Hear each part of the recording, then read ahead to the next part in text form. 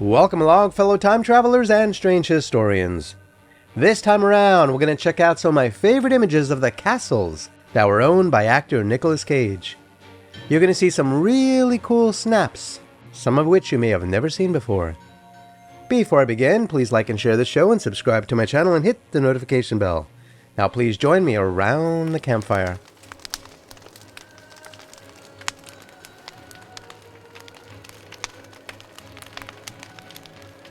Nicolas Cage spent his entire life being surrounded by incredibly smart and creative people. His mother was a dancer and choreographer. His father was August Coppola, who was a literature professor, and his uncle is director Francis Ford Coppola. In order to avoid allegations of nepotism, Nicolas adopted the last name Cage. He then commenced his career in teenage comedies like Fast Times or Ridgemont High. But he achieved widespread recognition when he starred alongside Cher in Moonstruck in 1987. And less than a decade later, in 1995, he earned an Academy Award and a Golden Globe for his role in Leaving Las Vegas. Which was good for him, of course, but honestly, I don't know why anybody would watch that movie. Life is depressing enough sometimes without having to pay to go to a movie to watch some guy drink himself to death. But alright, those are the types of movies that Hollywood made once upon a time. And I guess still do. Formerly a high-earning figure in Hollywood with a net worth of approximately $150 million, Nicolas Cage reportedly depleted his wealth on a series of extravagant and distinctly unique assets. During the peak of his real estate binge, Nicolas Cage was reported to possess 15 properties across the United States and Europe. And we'll talk about those another time. For now, we're just going to focus on his castles. In 2006, Nicolas Cage acquired a 500-year-old Bavarian castle. Named, and if you think you can say this better than I can, please feel free to let me know in the comments below, Schloss Neidstein. Now, I heard a German gentleman say it as Niederstein, but I don't see where the ER is, so I'm just going to say Neidstein. In Bavaria, Germany, he paid $2.3 million for the dilapidated castle. He hoped to restore it to its former glory. The castle is located 1 hour east of Nuremberg. Nicolas mentioned in an interview that his decision to purchase the castle was influenced by his mother, Joy Vogelsang, who had German-Polish heritage. He said he wanted to use the estate as a retreat. The castle spans 9,688 square feet, and it is situated on 400 acres of fields and forest. The main building has mullioned windows, shutters, dormer windows, chimneys, and a weather vane. The outbuildings have timber framing. There are metal grids in front of the windows, and there is a metal entrance gate. The residence encompasses 28 rooms, including 10 bedrooms and 5 bathrooms. The castle was built in the 16th century on the grounds of an older 11th century castle, which was demolished in 1504. The ruins of the original Schloss Neidstein are situated atop the peak above the new castle. Over the centuries, the castle likely underwent various modifications and expansions in response to changing architectural styles and residential needs. The new castle, characterized by its elongated structure, featuring an east gate and a round tower in the west, was designed by Jobst Brandt and completed in 1513. In fact, the Brandt family had resided on the property since 1466. The remnants of the original castle, by the way, stand atop the peak overlooking the new castle. The current look of the castle, particularly the gables, reflects renovations carried out between 1855 and 1860. In 1979, the castle passed into the hands of an American administrative law judge named Theodore P. von Brand. He inherited it from his uncle, Dr. Philip Theodore Freiherr von Brand. I don't know how the hell to say that name. Freiherr? You tell me. If you speak German, if you're German, let me know the proper pronunciation of Freiherr. Hey, if you think this is so easy, then make your own video. I'll watch it. Following Theodore P. von Brand's passing in 2004, the von Brand heirs sold the castle in 2006 to Nicolas Cage.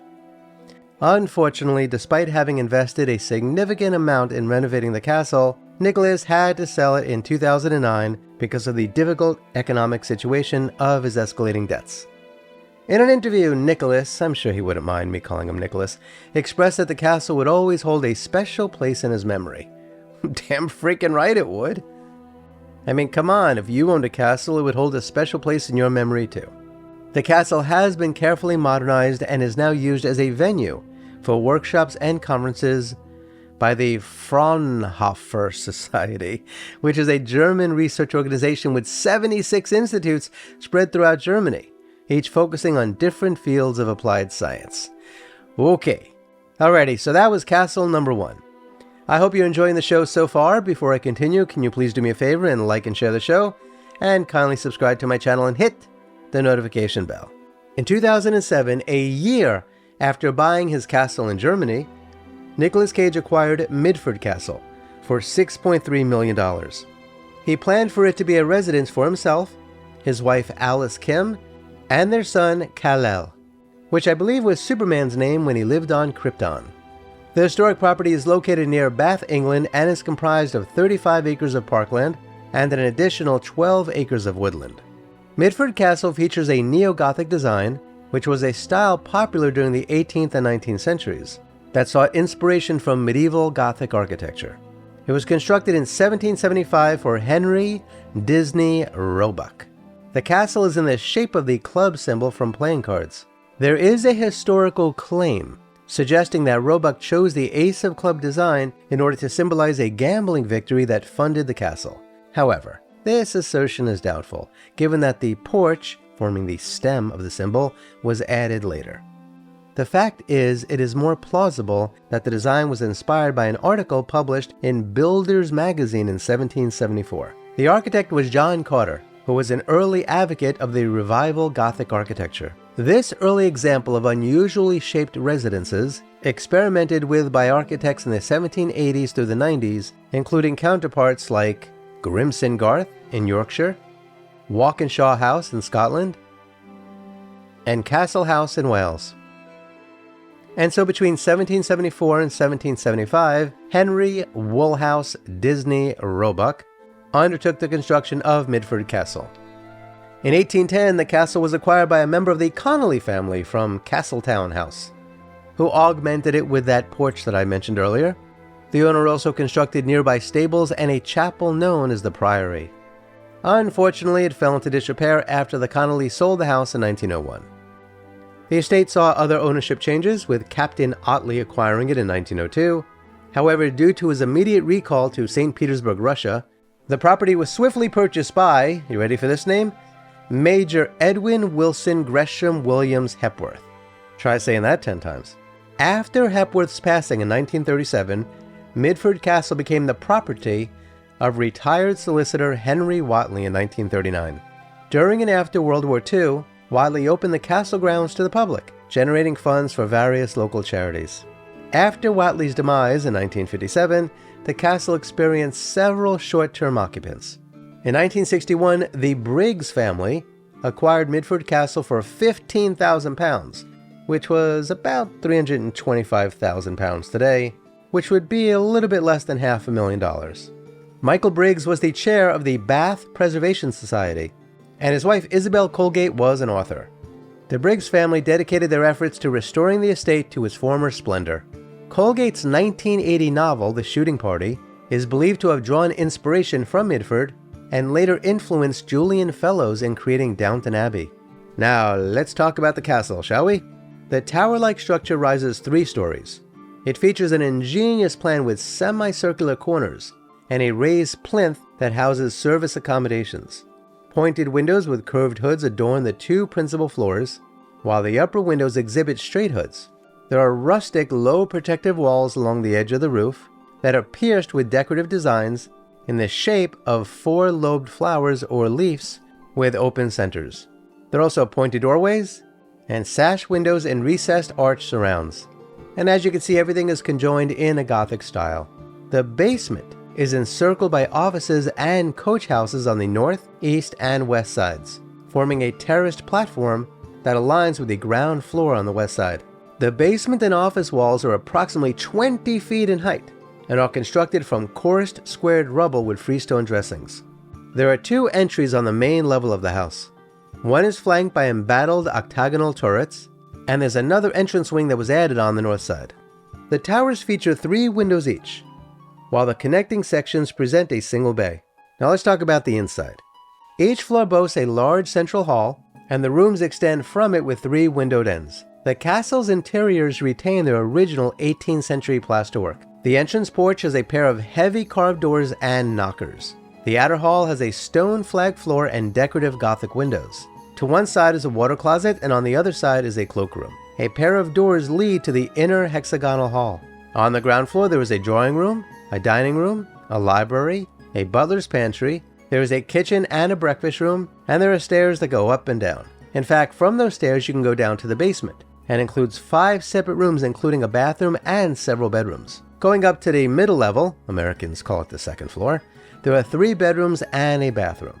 And going all the way to the top floor, there are 4 bedrooms and a bathroom.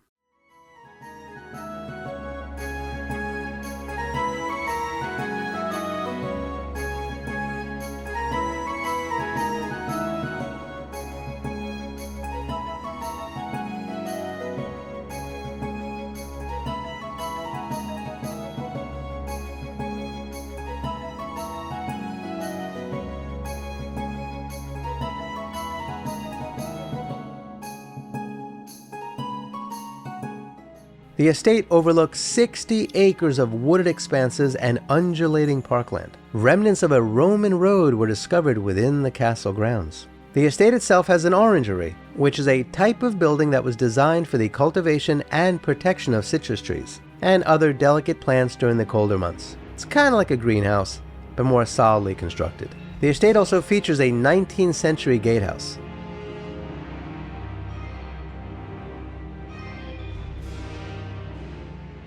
And there is a picturesque collection of stables. There is also the tower of a former chapel.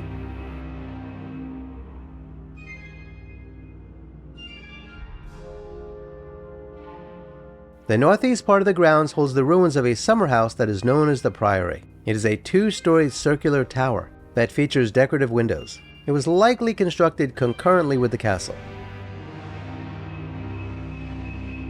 And on a steep descent is a restored rustic hermitage. And as you know, in 2009, Nicolas Cage suffered severe financial setbacks, which culminated in the US authorities imposing a tax lien on him. This financial obligation compelled him to sell off several of his properties, including Midford Castle. Today, Midford Castle is currently owned and was beautifully restored by Scott Adams, the founder of Nutrisport. In fact, I've added their website in the description below. You can now stay at one of the unique holiday lets on the castle grounds. So, what do you think of the castles that were once owned by Nicolas Cage? If you were rolling in dough, would you live in either of those castles? You know I would. By the way, I do not know who took some of the snaps that I have shown in the show. So, if you do, will you kindly let me know so I can respectfully give them the credit they deserve. At this point, I'd like to thank you for joining me on this adventure to check out some of my favorite snaps of the castles owned by Nicolas Cage. Kindly remember to like, share, and subscribe, and hit the notification bell, because there will be more shows like this one, and I hope you check those out too. Please check out the links below to learn how to support my research and productions. Specifically, I'd really appreciate it if you could become a member of my channel and or join me on Patreon. You could also leave a super thanks in the comments below. Kindly be kind to all non-human animals and please don't eat them. They don't like that. Remember, for the benefit of compassion for all living things and their own health, all of the Beatles and other geniuses throughout history chose a plant-based diet. And please do yourself a favor and go to a local shelter and adopt a cat or a dog or both. You and they will be very glad that you did. Until next time, I wish you safe travels on all your journeys.